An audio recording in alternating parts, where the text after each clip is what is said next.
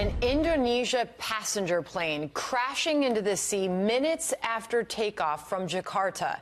All 189 people on board are now feared dead. Benjamin Hall's following this story from our London bureau this morning. Benjamin, what are we learning about what caused this plane to come down? Sandra, at this point, it really is still a mystery.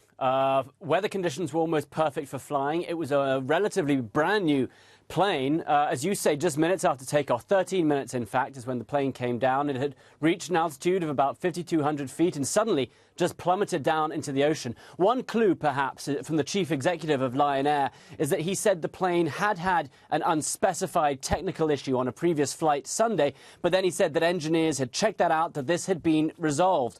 Flight JT610 took off from Jakarta at around 6:20 in the morning local time Monday for a short one-hour flight to Pangplang. It's a tin mining town just north. Lion Air, a discount carrier, is one of Indonesia's biggest airlines, though it has had a couple of incidents in the past. The plane crashed into water about 100 to 130 feet deep, making recovery efforts at the moment very difficult.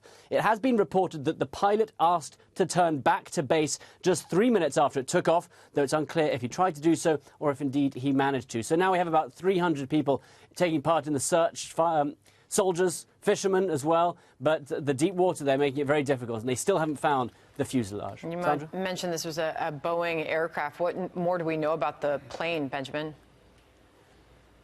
A Boeing, as you said, almost brand new. They had taken delivery of it back in August. It had about 800 hours of flying time, which is relatively little for a new plane.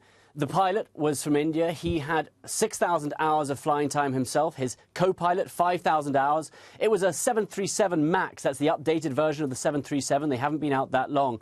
Today, though, what we saw was the people beginning to come together and mourn. Distraught friends and relatives praying and hugging as they waited for news at Pangal Airport and at one of the crisis centres which has been set up.